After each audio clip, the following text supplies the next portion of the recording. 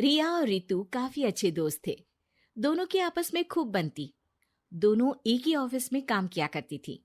रिया रितु को अच्छा दोस्त मानती, लेकिन रितु। अरे रिया, तुम लोगों का अपना मकान नहीं है, क्यों नहीं तुम और नरेंद्र भी हमारी कॉलोनी में ही मकान ले लो?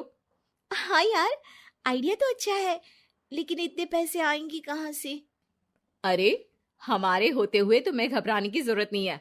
रुको, मैं अपने दूर के एक भाई से बात करती हूँ। उसका यही काम है, लोगों को घर दिलाना।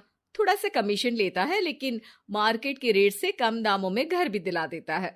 अरे वाह, तुम अपने भाई से बात करो, मैं नरेंद्र से बात करती हूँ। रितु रिया के जाने के बाद अपने भाई को फोन करती है। अरे भाई, कोई मकान बिक रहा हो तो बताओ, मेरी एक सहेली को चाहिए। अरे है ना, पूरे 40 लाख का है। ओ भाई, ठीक है, फिर मैं उसे 45 लाख का बोलूंगी। दोनों मिलकर 5 लाख का आधा आधा बांट लेंगे, ठीक है? रितु रिया को मकान दिला देती है, लेकिन एक दिन उसका नया मकान देखने नरेंद्र की बहन आती है। अरे भैया, मकान तो अच्छा है, कितने का लिया? तुम्हारी भाभी की सहेली ने दिलवाया है, बड़ा ही ठीक रेट में मिल गया नीरू, सिर्फ 45 लाख का। तभी नीरू का पति बोलता है।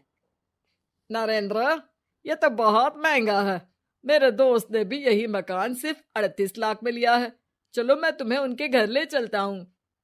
दोनों नरेंद्र की जीजाजी के दोस्त के घर जाते हैं, जहां उन्हें रितु का भाई मिल जाता है। क्या बात है, आपने हमें धोखे से महंगा मकान बेचा है। पता है कितनी मेहनत की कमाई का पैसा है। अब ये तो आप उन मैडम से पूछे जिन्होंने आपको ये मकान दिलाया है। उनके कहने पर ही मैंने ये रेट लगाया था। अब नरेंद्र को रिया पर गुस्सा आ जाता है। वो रिया को कहता है, रिया, तुम्हारी सहेली रितु तो एक नंबर की चालबाज और धोखेबाज निकली। मैंने उसके कहने पर इस मकान के 7 लाख ज्यादा खर्च किया है। रिया को भी नरेंद्र की बात सही लगती है। वो चुप हो जाती है। अगले दिन रितु रिया से मिलती है। रितु, मुझे तुझसे ये उम्मीद नहीं थी। तुमने 38 लाख का मकान 45 लाख में हमें बिकवा दिया। रितु अपनी पोल खुलती देख जोर जोर से रोने लगती है। अरे, मैंने क्या बुरा कर दिया? तेरा भला ही तो सोचा था। अरे, तुझे उस प्रॉपर्टी डीलर की बात पर भरोसा है, लेकिन अपनी सहेली पर नहीं। रिया को रितु के आंसू सच्चे लगते हैं और वो उसे शांत करती है। अरे अच्छा, शांत हो जा, चुप हो जा। सॉरी, हम लोगों की ही गलती है।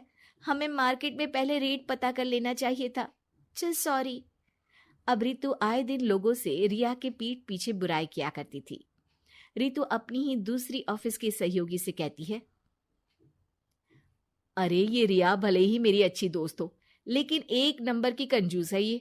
कभी कुछ खाने जाओ तो पैसा मुझे ही भरना पड़ता है। तभी वहां रिया आ जाती है। अरे रितु, सॉरी यार, वो कल के खाने के पैसे तुझे देने पड़े। चेक कर ले, अब मैंने तुझे पेटीएम कर दिया है। अच्छा चल, मैं जा रही हूँ। रिजाइन जो दे रही हूँ, बाद में बात करते हैं। रिजाइन? क्यों? तूने अपनी बेस्ट फ्रेंड यानी मुझे भी नहीं बताया, क्यों? अरे नहीं यार, ऑल सडन प्लान बना। दरअसल ये नया घर का ईएमआई निकालनी काफी मुश्किल हो रही है, तो सोचा घर पर ही कोई बिजनेस कर लूं। अब इतनी थोड़ी सी कमाई में हो नहीं पा रहा है ना। अच्छा अच्छा, क्या बिजनेस करेगी?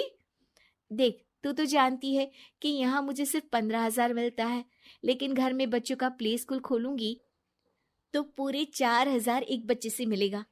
10 भी आ गए बच्चे तो पूरे 40,000 की कमाई, वो भी घर पर रहकर। है ना अच्छा आइडिया? रितु को रिया की बात से जलन होती है। वो कहती है, अरे फिर 10 क्या, 50 बच्चे का ही सोचना। अरे कहाँ यार, घर में इतनी जगह कहाँ। सुन ना, एक काम करते हैं, हम मिलजुल कर किराए का मकान लेकर उसे सजाते हैं। फिर ज्यादा कमरे होंगे तो ज्यादा बच्चे आ सकेंगे ना। हाँ, लेकिन मैं एक बार नरेंद्र से पूछ लेती हूँ। रिया नरेंद्र को सारी बात बताती है। देख लो रिया, मुझे तुम्हारी इस सहेली में जरा सा भी विश्वास नहीं है। अरे नहीं नहीं, वो ऐसी नहीं है। मिलकर काम करेंगे, जो पैसे आएंगे आधे आधे बांट लेंगे।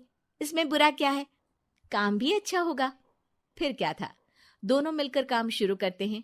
पूरा कमरा बच्चों के हिसाब से सजा दिया जाता है। टीवी, फ्रिज, बेड और न जाने क्या क्या। तेरे और मेरे मिलाकर 2 लाख का खर्च हो गया।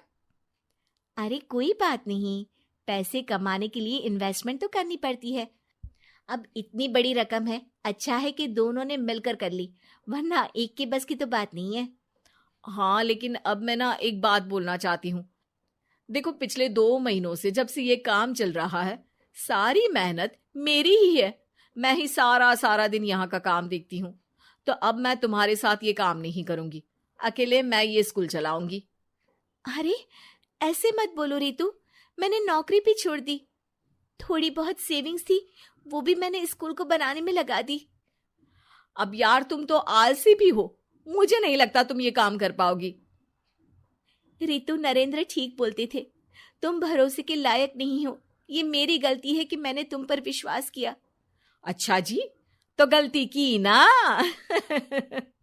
मैं तुमको तुम्हारे पैसे धीरे धीरे करके दे दूंगी।